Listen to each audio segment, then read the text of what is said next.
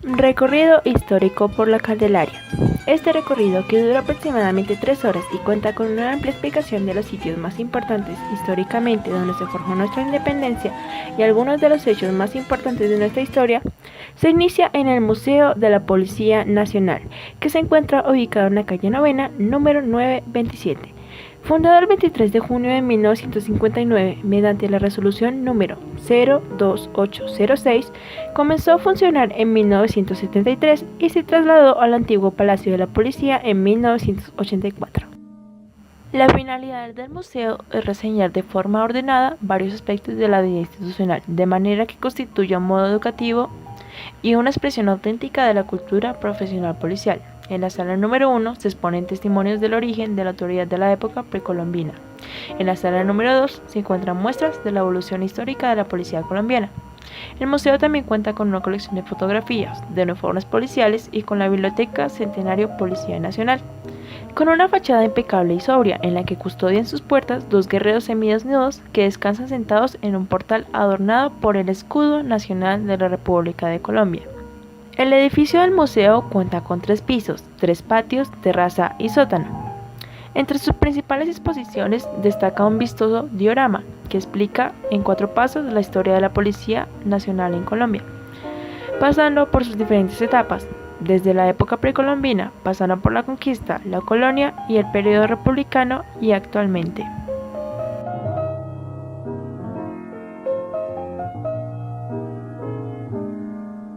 El sótano, que a su vez se divide en secciones o salas, se conecta con la entrada principal al museo y lo primero que van a explicar son unos cuadros donde están los diferentes nombres de los héroes de la Colombia de ayer y de hoy.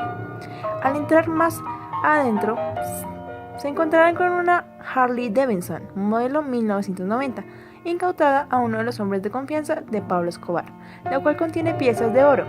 En la otra sala encontrarás un homenaje a los héroes desde tiempos anteriores y la sala de la DIPOL.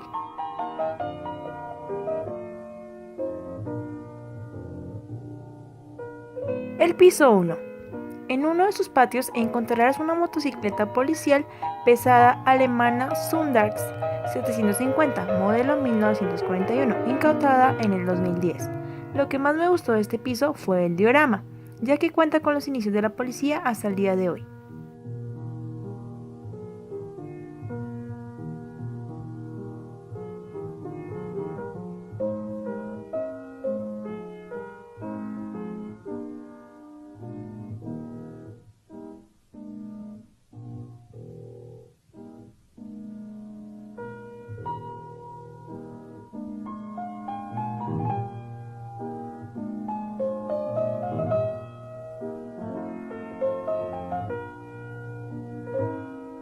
El piso 2. En sus diferentes salas, reseña los personajes que han participado en la fundación de la policía, la evolución de la comunicación hasta el día de hoy, entre otras cosas muy interesantes.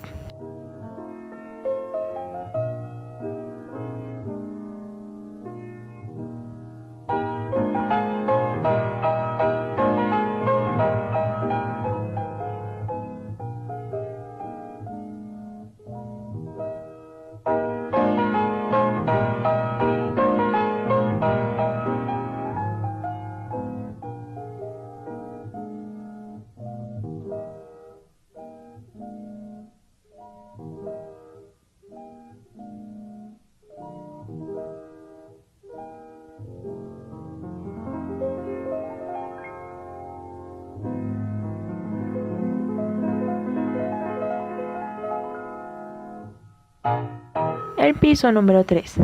Hay una sala donde exhiben desde la era paleolítica hasta el día de hoy las diferentes armas que ha creado el hombre. También está la sala de la Interpol, los carabineros y su evolución. Hay fotos de los animales que han hecho honores a la policía y con miniaturas muestran los diferentes uniformes que ha utilizado la policía.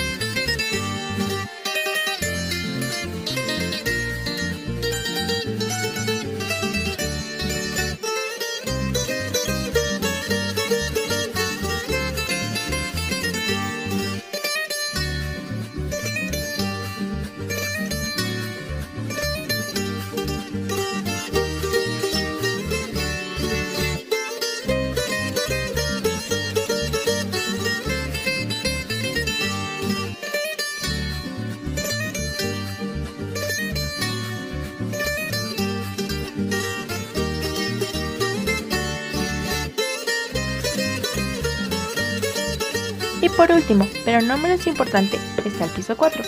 Está la azotea donde puedes contemplar el panorama de la ciudad.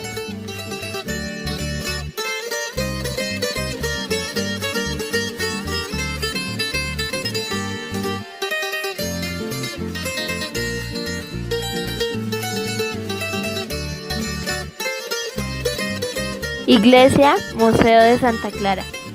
Consagrada como iglesia en el año 1647, fue restaurada y abierta al público como museo en 1983, tras ser adquirida por el Estado colombiano. Hizo parte del antiguo convento de clausura de las Hermanas Clarisas y cuenta con una rica colección conformada por 112 pinturas, 24 esculturas, 9 retablos y numerosas pinturas murales.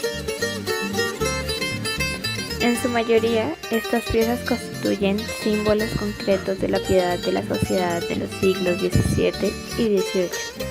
Se suman a la belleza y valor de los detalles interiores del templo, situado en 1947, la fecha de inauguración oficial del conjunto conventual de Santa Clara. Este ha sido considerado como uno de los más antiguos, más cargados de historia y más hermosos de cuantos se han conservado en Bogotá y en el país. El templo fue concebido por el maestro Matías de Santiago para las religiosas clarisas. Posee una sola nave abovedada con un presbiterio también abovedado y un coro a los pies. Entre la nave y el presbiterio hay un arco llamado el del Triunfo o del Toral, que establece una diferencia entre los dos espacios. Con sus dos accesos laterales sobre el costado oriental, el conjunto se equilibra con dos confesionarios. 8 ventanas dejan filtrar la luz que ilumina el recinto de manera parcial, por donde las monjas se asomaban por última vez a ver sus familiares. El coro en otro tiempo se separaba de la nave por celosías de madera, hoy inexistentes. La sencilla disposición del plan arquitectónico se vio, sin embargo, grandemente enriquecida por la pintura mural que recibieron sus costados laterales y por la rica colección pictórica que fue poblando hasta cubrir totalmente estos espacios. El retablo mayor de la iglesia es ya en sí mismo de un gran interés artístico y arquitectónico, testimonio del más depurado arte religioso aplicado en los templos católicos. Entre el templo, como originalmente fue construido, y el que hoy conocemos, hay no pocas diferencias.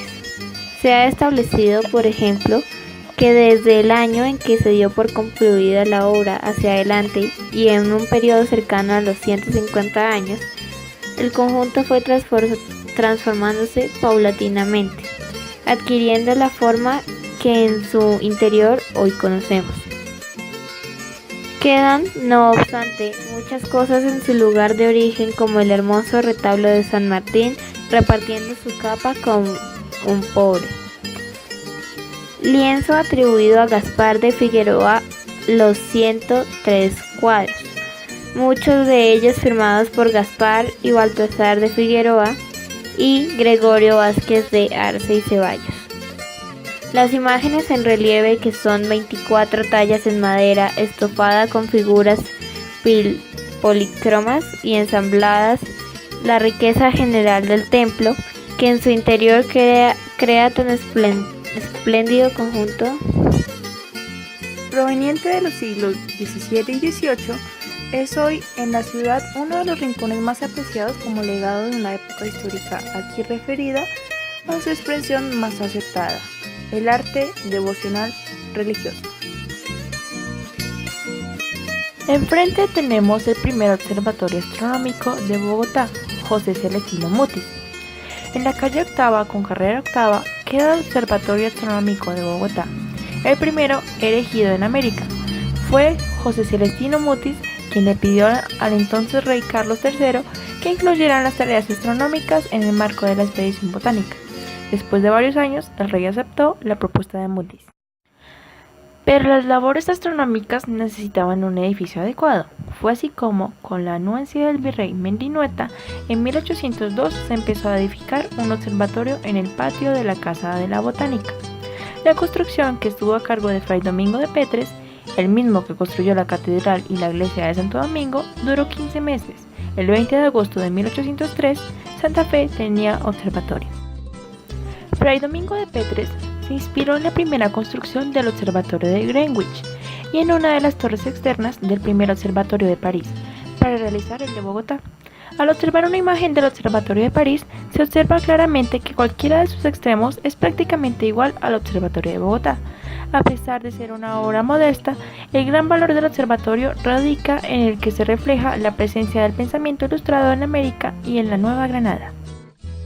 El observatorio no solamente fue usado para fines científicos, en su interior tuvieron lugar las reuniones clandestinas en las que Caldas y sus aliados plantearon las acciones que desencadenaron el grito de la independencia de 1810. También fue aula. En 1846, el general Tomás Cipriano de Mosquera se empeñó en mejorar el observatorio, que había sufrido varias averías durante las guerras civiles. Mosquera ordenó comprar nuevos equipos y anexó el observatorio al colegio militar. En su interior se dictaron varias clases, entre ellas la de ingeniería. Años después, el observatorio sirvió como prisión, y fue nadie menos y nadie más que Tomás Cipriano de Mosquera quien pagó cárcel en el lugar, para completar luego el golpe militar del general Melo. En 1854 el observatorio quedó abandonado. Por algún tiempo funcionó en el observatorio una bodega de una señora que vendía helados. Por muchos años el observatorio fue el edificio más alto de la ciudad. Por cuestiones de índole religiosa, su altura no superó la de la catedral. En 1891, Julio Garavito, el más grande astrónomo colombiano de la historia, fue nombrado director del observatorio. Desde la torre, Garavito ideó un método especial para precisar la latitud de un lugar valiéndose de su teodolito, además de determinar el clima de Bogotá, y estableció el empleo de la hora oficial. Su rostro adornó actualmente los billetes azules y uno de los cráteres lleva su nombre, el cráter Garavito. Fragmento de un texto de Francisco José de Caldas, uno de los científicos que más trabajó en el observatorio. Yo me hallo con mediana salud, sepultado en el observatorio y entregando a la contemplación de los cielos de esa bóveda que publica en todos los momentos la gloria de su autor. Yo soy feliz en esta sociedad. Nada turba un reposo fundado en unos conocimientos sublimes y virtuosos. Actualmente el observatorio es manejado por la Universidad Nacional, cuenta con valiosos instrumentos antiguos y con la biblioteca de astronomía más completa del país. ¿Quién fue José Celestino Mutis? José Celestino Mutis y Bocio, nacido en Cádiz, España, 6 de abril de 1732 y murió en Santa Fe de Bogotá, Virreinato de la Nueva Granada, el 11 de septiembre de 1808, fue un sacerdote, botánico, geógrafo, matemático, médico y docente de la Universidad del Rosario, en Santa Fe, universidad donde actualmente reposan sus restos. Luego, encontramos a mano izquierda la Casa de los Comuneros, hoy en día sede de la Secretaría Distrital de Cultura, Recreación y Deporte. La Casa de los Comuneros es una de las pocas edificaciones coloniales que enaltece el contorno de la Plaza de Bolívar y recuerda su apariencia histórica. Se ha logrado establecer a través de antiguos registros notariales que el inmueble formó parte de un conjunto de casas de propiedad del escribano e historiador don Juan Flores de Ocariz, quien lo heredó a sus hijos y nietos mediante el testamento extendido de la Notaría Tercera de Santa Fe el 18 de julio de 1692 y que le fue adquirida por la suma de 7.500 patacones. La fecha exacta de su construcción no se conoce, pero se sabe que en 1674, en la Casa de la Esquina, hoy conocida como de los Comuneros, don Juan escribió las genealogías del Nuevo Reino de Granada, obra que lo inmortalizó. Posteriormente, algunas de sus casas pasaron a ser propiedad del Monasterio de la Concepción, y en particular esta casa, descrita como la Casa de la Esquina de la Calle de la Concepción, calle 10ª, con calle de Santa Clara, carrera 8ª, pasó a ser propiedad de su descendiente doña Juana María Flores, y figura en el testamento de su marido, el doctor José Antonio Ricaurte, defensor del general Antonio Nariño. En la segunda mitad del siglo XIX, la casa fue comprada por don Sixto Durán Buendía, quien residió en ella con su esposa Policarpa López Durán, hija del general José Hilario López. Al morir doña Policarpa, sus herederos la vendieron en 1923. por medio del decreto número 535 del 16 de marzo de 1981. El gobierno distrital, en asocio a la celebración del bicentenario de la Revolución de los Comuneros, decidió destinar la casa conocida como de Don Juan Flores de Ocariz para el funcionamiento de la casa museo, que se denominaría de los Comuneros, con el fin de alojar los documentos de la gesta revolucionaria y rendir memoria a José Antonio Galán y los demás valerosos comuneros de la Revolución de 1782. Por esta razón, hoy se conoce con este nombre, a pesar de que por largos años albergó al Museo del Desarrollo Urbano y hoy funciona como sede de Secretaría de Cultura, Recreación y Deporte, sin que llegase a funcionar realmente el Museo de los Comuneros. Como dato curioso, la estatua del hombre sentado en el tejado de esta peculiar casa hace honor a los hombres que limpian el calzado. Cuando entras a la casa de los comuneros es posible adquirir un mapa que te muestra todos los lugares del sitio. Antiguo Palacio Líbano, hoy en día Alcaldía Mayor de Bogotá.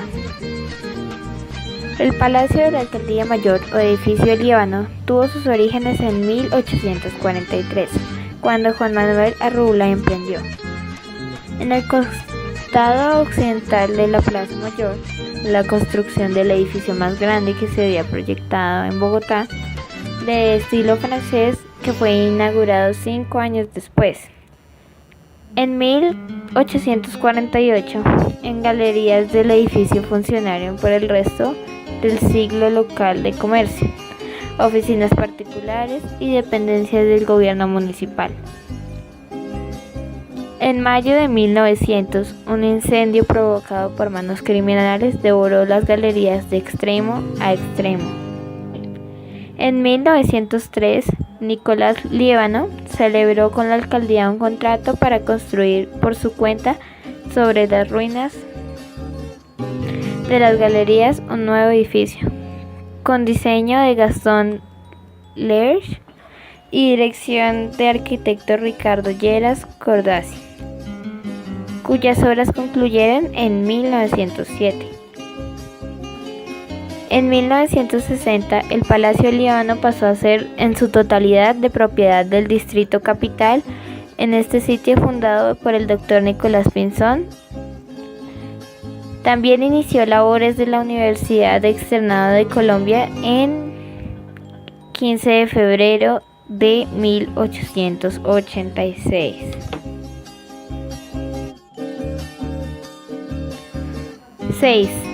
Palacio de Justicia.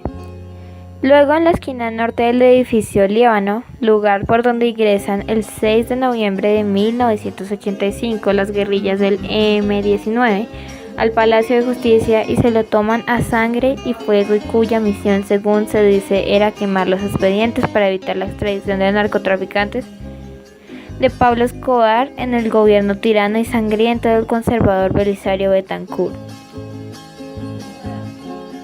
Pues por esa misma época sucedió el desastre de Armero, la toma del Palacio de Justicia en Bogotá, Colombia, también llamada Operación Antonio Nariño por los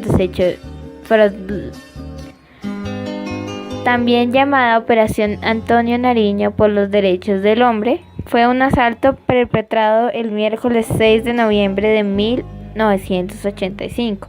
Por un comando de guerrilleros del movimiento del 19 de abril M-19 a la sede del Palacio de Justicia, ubicado en el costado norte de la Plaza de Bolívar de Bogotá, frente a la sede del Congreso y a una cuadra de la Casa de Nariño en la residencia presidencial. El EMN-19 mantuvo a cerca de 350 rehenes entre magistrados, consejeros de Estado, servidores judiciales, empleados y visitantes del Palacio de Justicia. Dicha incursión fue seguida de la redacción de la Policía Nacional y el Ejército Colombiano, rodeando el edificio e iniciando una operación de retoma del mismo que se extendió hasta el jueves 7 de noviembre de 1985. Los hechos culminaron 27 horas después de un saldo de 98 muertos, entre ellos 11 magistrados, 11 personas más 11 personas más también fueron consideradas como desaparecidas al no conocerse su paradero, número que se reduciría a 7 después de que la Fiscalía anunció en el año 2000 que el cadáver de Ana Rosa Castiblanco, empleada de la cafetería que se encontraba desaparecida, fue hallado en una fosa común, y que el 17 de octubre de 2015 el Instituto de Medicina Legal anunciara que la identificación de los restos de Cristina del Pilar Guarín Cortés, Lucia Amparo Oviedo y Luz Mari Portela. Casa Museo del 20 de Julio. En la esquina nororiental tenemos la Casa Museo del 20 de Julio o del Florero, sitio de interés. En esta casa del siglo XVII sucedió el incidente del Florero de Llorente, el 20 de julio de 1810, episodio que daría origen a la independencia de la nación. Fue declarada Monumento Nacional en el aniversario de la independencia el 20 de julio de 1960 y desde entonces funciona como un testimonio histórico nacional. Situada en la Plaza de Bolívar, la casa es un bello ejemplo de la arquitectura de la tradición hispano-mudéjar. Acompañan al Florero de Llorente reliquias de la independencia como documentos, pinturas y elementos de la vida cotidiana. En sus salas exalta el memorial del proceso libertador. Se exhiben objetos personales, retratos, grabados, dibujos, esculturas, uniformes y otros elementos alusivos a la historia de Colombia. Guarda la copia del Acta de Independencia y una colección de constituciones de Colombia, el Memorial de Agravios de Camilo Torres, retratos, uniformes y documentos del general Francisco de Paula Santander y óleos de quienes tomaron parte en la gesta de independencia. Su histórico balcón esquinero, las puertas, las ventanas, las balaustradas y balcones corridos del interior son detalles adicionales que el visitante puede admirar. Fue recientemente restaurada con ocasión de la celebración del bicentenario del Grito de la Independencia. Catedral Primada de Bogotá. Luego encontramos la Catedral Primada de Bogotá, llamada Santa Fe Religiosa, en la placa de piedra que se encuentra en la parte superior de la puerta principal. Dice: Santa Fe Religiosa Próspera 1814, en números romanos. Fue construida por Fray Domingo de Petres, también constructor del Observatorio de Bogotá, y la Iglesia de la Concepción en la Cruz,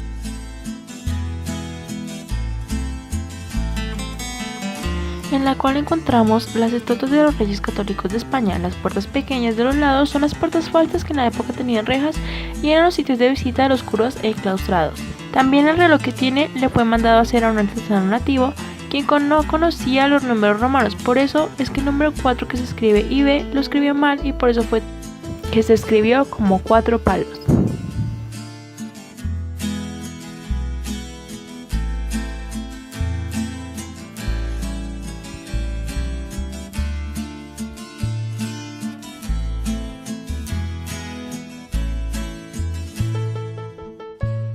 La Capilla del Sagrario. La casa de enseguida es la Capilla del Sagrario, construida por Gabriel Gómez Sandoval. Tiene la misma forma de la cruz 50 de fondo 25 de ancho por 11 de largo. Enseguida el Palacio Arzobispal, sitio de residencia del Obispo Primado de Bogotá. La Capilla del Sagrario fue concebida por el sargento mayor del Ejército Real Español, Gabriel Gómez de Sandoval y Arratia, hombre piadoso y especialmente devoto del sacramento de la Eucaristía, quien había hecho voto de construir un templo al Santísimo. En el centro de la Plaza Mayor, hoy Plaza de Bolívar, está la estatua del Libertador, el mayor plagio a la historia de nuestro país, pues fue mandada a hacer por José Ignacio París en Roma al escultor Prieto de Tenerani, quien no conocía a Bolívar, pues nunca en su vida salió de Roma, y lo único que le dijeron era que él había libertado 5 naciones, y él lo creyó. Un gran general, pues Bolívar solamente medía 1,55 de estatura, y él lo hizo más alto con ropa de general romano, parado y hasta un Cristo, como posaban los generales romanos. En esta plaza se conocía antes como Plaza Mayor, pero desde el 20 de julio de 1846, por decreto, pasó a llamarse Plaza de Bolívar.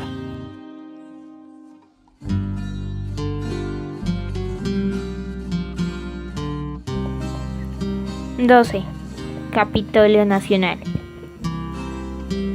Al sur tenemos el Capitolio Nacional, conocido como el Enfermo de Piedra.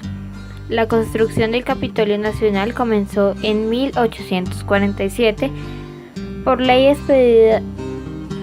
expedida por el presidente Tomás Cipriano de Mosquera. Construcción de estilo alemán. Se encuentra en el costado sur de la Plaza de Bolívar. Es la mejor obra del periodo republicano en Colombia y uno de los edificios de mayor valor arquitectónico de Bogotá. Toda su estructura está hecha en piedra y cantería, y su construcción tardó 78 años, 1847-1926. A su cargo estuvieron su autor, el arquitecto danés Thomas Red, hasta 1880, ese mismo año. Retoma la labor el florentino Pietro Cantini hasta 1908. El francés Gaston Le Largue y finaliza el arquitecto Alberto Manrique Martín. Colegio Mayor de San Bartolomé, que cuenta con 406 años, pues data de 1605. El 23 de septiembre de 1604 llegaban a Santa Fe provenientes de Cartagena 5 fatigados jesuitas enviados a fundar el colegio de la compañía, la institución educativa establecida por los jesuitas el día 27 de septiembre de 1604 al hacer entrega a la Real Audiencia de Santa Fe de la cédula real que autorizaba la fundación. Inició sus labores educativas el 1 de enero de 1605 con 70 estudiantes. Iglesia de San Ignacio de Loyola. Enseguida, la iglesia de San Ignacio de Loyola, famosa entre los fieles por su agua bendita y sus obras de arte, el arquitecto de la iglesia de San Ignacio fue el padre Juan Bautista Colusini, 1604-1641, sacerdote jesuita de la Compañía de Jesús. Con él colaboraron en la construcción los hermanos jesuitas Pedro Pérez, Rafael Ramírez, Marco Guerra y Diego Loessing, ese último autor de muchos de los altares, tabernáculos, púlpito y los enchapados del coro de los corredores. La primera piedra del templo fue colocada en noviembre de 1610.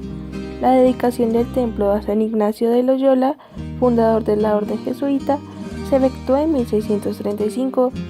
La terminación de la obra se logró hacia finales del siglo XVII, pero en 1763 un violento terremoto destruyó por completo la cúpula, que estaba de todos modos averiada.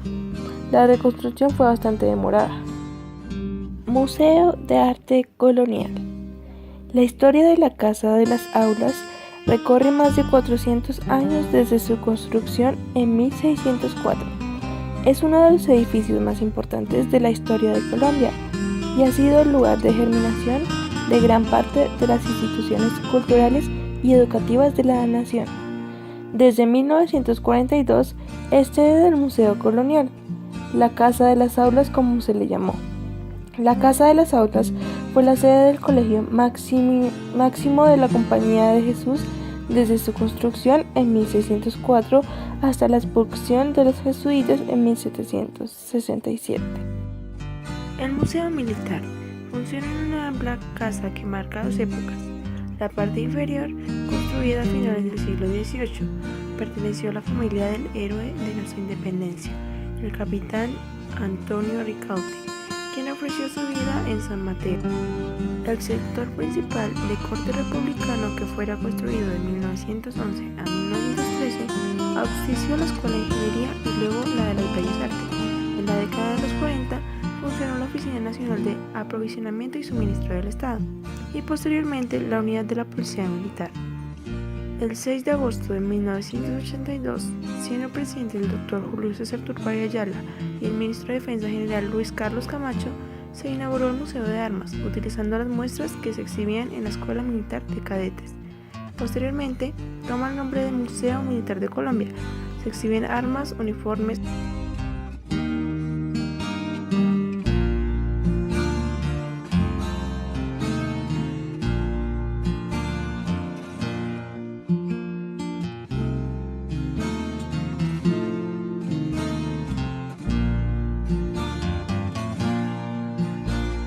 maquetas y diversos elementos que enmarcan la evolución histórica y técnica del Ejército Nacional, la Armada Nacional y la Fuerza Aérea Colombiana.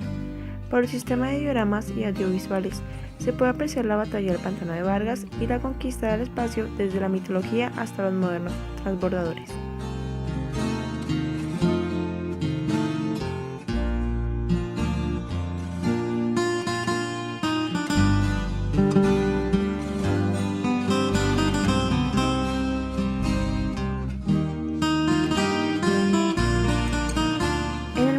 También se realizan actividades lúdicas y recreativas para enseñar a los niños la historia militar de Colombia.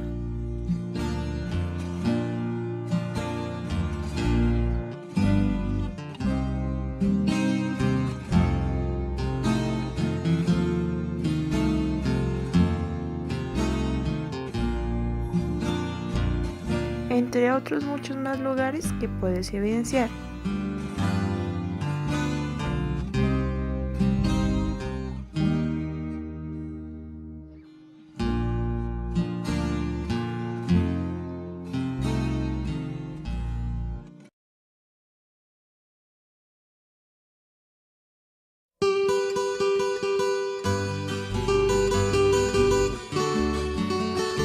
Por la calle décima tenemos el balcón por donde se fugó Simón Bolívar.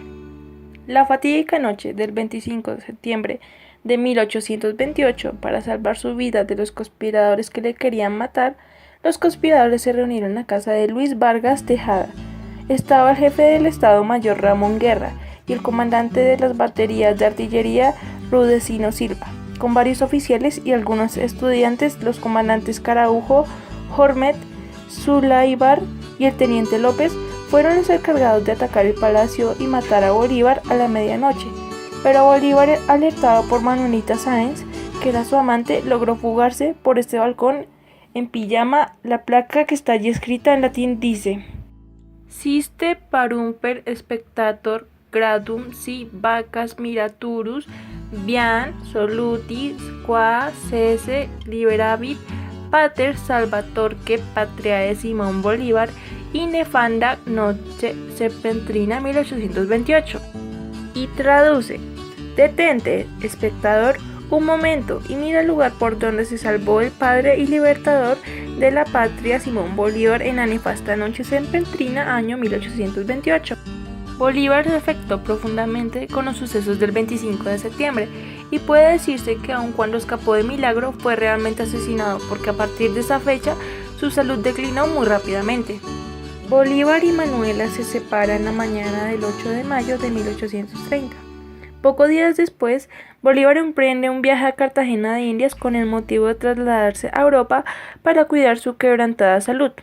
Manuela se queda en Bogotá a la espera de noticias y resoluciones del Libertador, pero este emprende un viaje sin retorno, un verdadero vía crucis que concluirá con su muerte en San Pedro de Alejandrino el 17 de diciembre de 1830. Palacio de San Carlos. Se remonta a finales del siglo XVI, cuando don Francisco Porras Mejía, arcadiano de la catedral, lo mandó a construir. En ese entonces, Santa Fe era capital de la presidencia de la Nueva Granada, dependiente del Virreinato de Perú, desde 1564 hasta 1718. Sirvió de morada a familias de la aristocracia hasta el 18 de octubre de 1605, cuando los herederos del arcadiano la vendieron al arzobispo de Santa Fe, Fray Bartolomé Lobo Guerrero, pasando así a ser sede del Colegio Seminario de San Bartolomé. Fundada por él, asimismo, fue instalada en 1739 la primera imprenta que funcionó en Santa Fe. El seminario permaneció hasta 1767, cuando el rey Carlos III ordena la expulsión de los jesuitas de las posesiones españolas en América. Este hecho originó el nombre de San Carlos, probablemente en honor al gran santo de Milán Carlos Borromeo, o por alusión al monarca español. A partir del 7 de enero de 1777 se convierte en primera sede de la Biblioteca Pública de Santa Fe. Incluso fue la primera sede del Batallón Guardia Presidencial. Posteriormente, recién obtenida la independencia de las finanzas de la nación, son precarias, y el general Santander, mediante decreto del 12 de marzo de 1822, autoriza la venta del Palacio de San Carlos. El 16 de noviembre de 1827, la capital de la República es sacudida por un fuerte temblor de tierra que afecta seriamente las estructuras de iglesias, conventos y del entonces Palacio Presidencial, que estaba ubicado sobre el marco de la plaza principal, donde hoy está el Capitolio. El presidente y libertador Simón Bolívar ve en el Palacio de San Carlos el edificio más adecuado para trasladar la sede del gobierno de la Gran Colombia y autoriza su compra, la cual se efectúa el 22 de febrero de 1828 por 70.000 pesos. El palacio se convierte así, a partir del 10 de julio de 1908, en la sede de la Cancillería.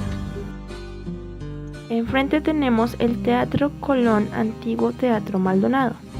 Por iniciativa del Dr. Núñez, se seleccionó el edificio del Teatro Maldonado, situado en la calle 10ª, frente al Palacio de San Carlos, para construir el nuevo teatro.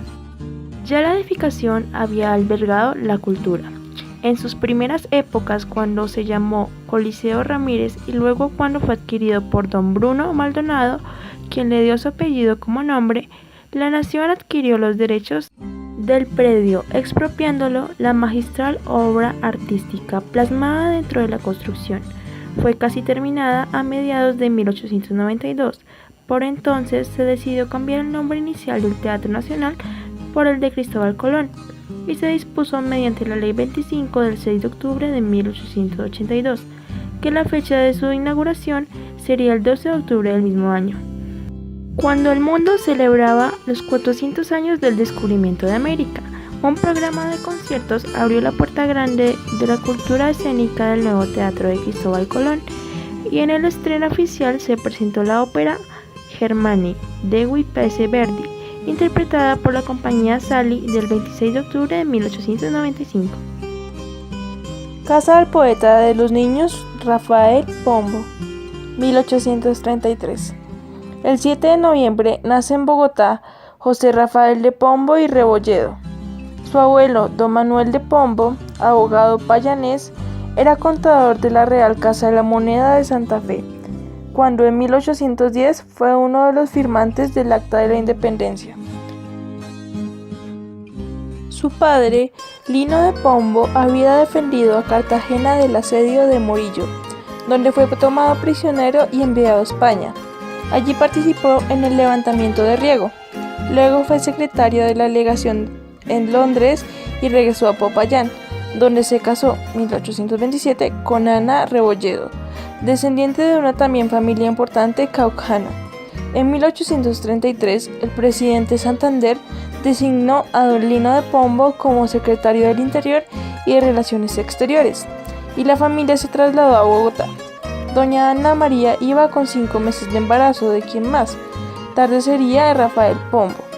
El poeta tuvo 5 hermanos: Beatriz, que vivió con él toda su vida, Felisa, Juanita, Fidel, fundador del Museo Nacional, y Manuel. 1844, ingresa al Seminario de Bogotá. 1846, Colegio de Rosario, estudia Humanidades. 1847, Colegio Militar, inicia estudios de Ingeniería. 1851, recibe diploma de ingeniero. Se une a la Sociedad Filotécnica, compuesta por jóvenes conservadores que conspiraron contra el gobierno de José Hilario López. 1853, viaja al Valle del Cauca y Popayán. 1854, regresó a Bogotá. Se une al ejército legitimista que lucha contra el general Melo, alcanza el grado de oficial. 1855, nombrado secretario de la Legación de Colombia de 1879 en Estados Unidos, sale para Nueva York. Allí ayuda a Tomás C. de Mosquera a corregir sus memorias del Libertador. Escribe La Hora de Tinieblas. 1902, nombrado miembro honorario de la Academia de Historia.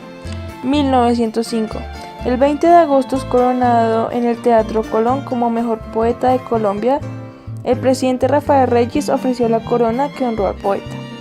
Una crónica del Nuevo Tiempo sobre ese acontecimiento termina así: y cuando los aplausos se apagaban, salió del teatro rodeado de jóvenes entusiastas de su gloria, con su corona de oro y en el pecho lleno de medallas.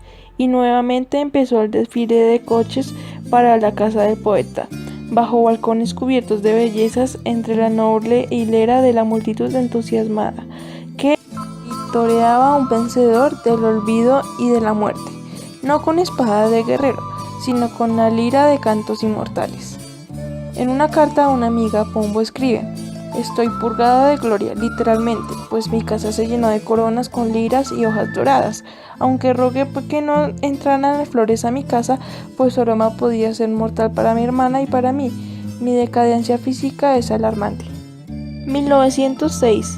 Don Baldomero Sanín Cano recuerda: se fatigó de vivir mucho antes de separarse del mundo, y resolvió entrar en el hecho una vez por todas. Casi nunca estaba solo. El número de sus admiradores y amigos formaba una hueste, pero es de creer que no lo oprimía desafortunadamente la soledad. Tenía gratos recuerdos de que acariciar durante sus horas de aislamiento, por su imaginación viva y cristalina. Como lo fue siempre, pasarían en sus últimas horas de soledad las imágenes de mujeres amadas, de hombres ilustres con quienes tuvo comunicación y trato íntimo. 1912. El 15 de mayo muere Rafael Pombo. Casa de la Moneda. La Casa de la Moneda fue una cerca fundada por el ingeniero militar español Alfonso Turrillo de Yedra en el siglo XVII. En la actualidad alberga la colección numismática y de arte del Banco de la República. Se encuentra en la calle 11 con carrera cuarta en el barrio colonial de La Candelaria, en el centro de Bogotá. En 1975 se declaró monumento nacional. A la vuelta por la carrera quinta, Museo de Bogotá, y por la calle 11, el Museo de Botero. El Museo de Botero está situado en La Candelaria, Centro Histórico y Cultural de Bogotá, Colombia. Calle 11, carrera cuarta con 93. Alberga una numerosa colección de obras donadas a Colombia por el artista Fernando Botero, con la intención de difundir las artes y la cultura en su país natal. De las obras, 87 corresponden a su colección personal de arte universal y el resto, cerca de 123 piezas, fueron realizadas por el mismo artista. Finalmente llegamos a la Plaza del Chorro de Quevedo, sitio original según los cronistas de la Fundación de Bogotá. Encontramos la ermita de San Miguel del Príncipe. Este lugar escogido por Fray Pedro de Aguado como el más corroborado y fortalecido que formaba un caserío, residencia temporal del Zipa, hizo don Gonzalo Jiménez de Quesada el 6 de agosto de 1538 la primera fundación de Santa Fe de Bogotá, acto que ratificó solemnemente el 27 de abril de 1539 en lo que hoy es la Plaza de Bolívar. En 1538, Teusaquillo, hoy Chorro de Quevedo, era un lugar de descanso del gobernante muisca llamado Zipa. Se cree que ese lugar Gonzalo Jiménez de Quesada fundó el 6 de agosto de 1538 en lo que se convertiría hoy en la ciudad de Bogotá.